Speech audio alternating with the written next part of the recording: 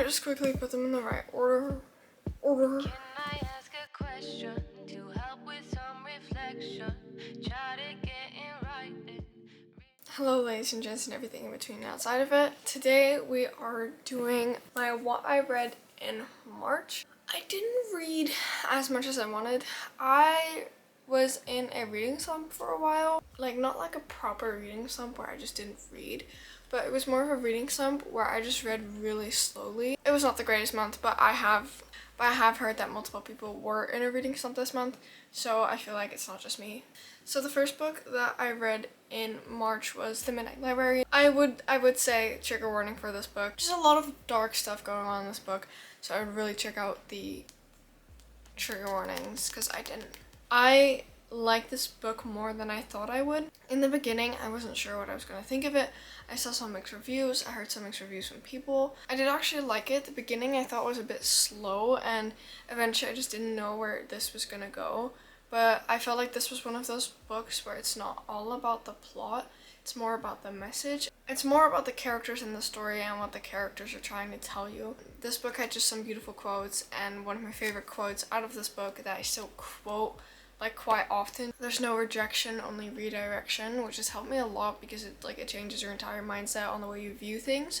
I gave this 4 stars. I didn't give it 5 stars just because of the slow beginning. It was good, and I enjoyed the ending, and I enjoyed the message that it opened my eyes a bit. Then the second book I read in March was The 7 Husbands of Evelyn Hugo, and a few people are going to hate me for my opinion on this. I read the blurb in the middle of the book, and then I put 2 and 2 together, and I was like, oh, okay.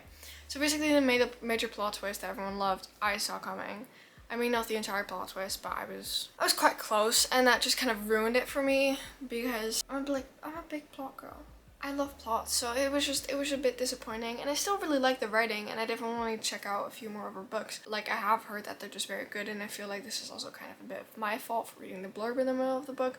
But on the other hand, I feel like it shouldn't be that obvious since it was only in the middle of the book. So I don't know. It took me really long to read this book, about like a week. Normally I read books in like 3 to 4 days, even when I'm busy. I don't know, it was not really a book that I was like going home and looking forward to read, if that makes sense. I ended up giving The 7 Husbands of Evelyn Hugo 3.5 stars, rounded to a 3, and that says something about the book because normally if I give a book 3.5 stars, I often round it up to a 4. So then, after reading quite some more like emotional type of books, a bit more of a romance type of books, just not the genre that I would normally go for, which is mystery and thriller, I decided I should go back to my roots and go back to what I enjoy the most, which is mystery thriller, especially psychology thriller. But I chose to read The Thursday Murder Club. I did not like the book as much as I expected it to because every single chapter is from a different perspective. There's only one person that is specified, and that's Joyce, and I really like Joyce. She made me giggle every now and then and like put a smile on my face, so that was really nice. But because it was not specified, you had to like constantly read and like really like put your brain to it for like who was who, and eventually just got really confused on who was who did what, and then by the end when they told me who had done it, I was just like, who's that? And like I kind of got it, but not really. I was just left really like unsatisfied, and that really disappointed me because I was really looking forward to this book, and like even my English teacher said his wife enjoyed it, so I was like, well, she married an English teacher, I bet I'll enjoy it then, you know what I mean? I am gonna read the second book because there's a second book, and this year the third book is coming out, and I just really want to read it so I can give this another chance. And I feel like maybe if I paid a bit more attention, I could have gotten the story right. Thursday Murder Club, I ended up giving 3 stars. That was the shitty half of the month. Now we're gonna get to the good part of the month. In this part of the month, I gave 2 books 5 stars. Okay, so one of the 5-star reads was The Silent Patient, and I was so not disappointed. It was so good. I had heard so many good things about this. People told me when I was reading it, like I was walking around with the book, people told me, oh my god, you're reading that book, I hope you enjoy it. I really loved it, and this was one of those books that I finished in like 2 to 3 days. I loved it.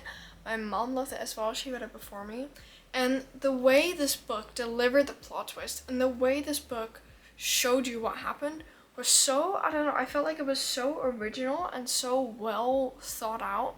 I was just amazed by it. I was amazed. I was stunned, and it was an immediate 5-star read. Like, I didn't even have to think about it. I was like, I don't care. It was easy to read. It was a good read. It was well written. The character development, don't even get me started on that. And the book had some beautiful quotes as well. I believe the same is true for most people who go into mental health. We are drawn to this particular profession because we are damaged. We study psychology to heal ourselves. And I want to study either criminal or forensic psychology, so I felt kind of attacked. Beautiful quotes, beautiful plot, beautiful writing. 5 out of 5. Just, I will probably recommend it till I die. Then the next one, Death of an Outsider. This is a Hamish Macbeth murder mystery. It is also a TV show out of the 80s, 90s, I'm not sure. In the beginning, I was really scared that I wasn't gonna like it, but I ended up liking it a lot. There's 34 books in this series. They all start with Death Oven, and I really want to buy some more because this would just look so cute on my bookshelf. But I gave this book 4 stars. I actually really liked it, but I had to read it in one sitting. Because basically, since it's quite an old series, it's written in, there's one from 1988, but it's quite old, so it's written in a little less modern way. And the main character, Hamish Macbeth, is Scottish. So every dialogue that is spoken is written as if, the way you would say it with a Scottish accent. So if I would stop reading the book, I felt like I would get out of the element, and it would take me too long to get back into it. So I just read this in one sitting. It's quite a short book, so it didn't take me that long. It says that it's a cozy mystery, and it was a cozy mystery. It was nice. And I was really surprised because it had an element of romance in it as well, and like you were kind of rooting for them as well. So I really liked that, and it was just much better than I expected it to be, and I'm going to be looking forward to buying more of these because I got this for £2. Moving on to the last book of the month. I hope that next month's, what I read in April, will be a bit longer because I'll have more books. I'm getting there, babes. So I read Two Can Keep a Secret by the same author as One of Us is Lying. It is a YA mystery, so that's why I knew it was going to be a bit more of an easy read because, it's quite easy language. Often the story wasn't told in a too complex way. We get some romance in there, we get some mystery in there, we get some family problems in there, and I was really scared that I wasn't going to like it.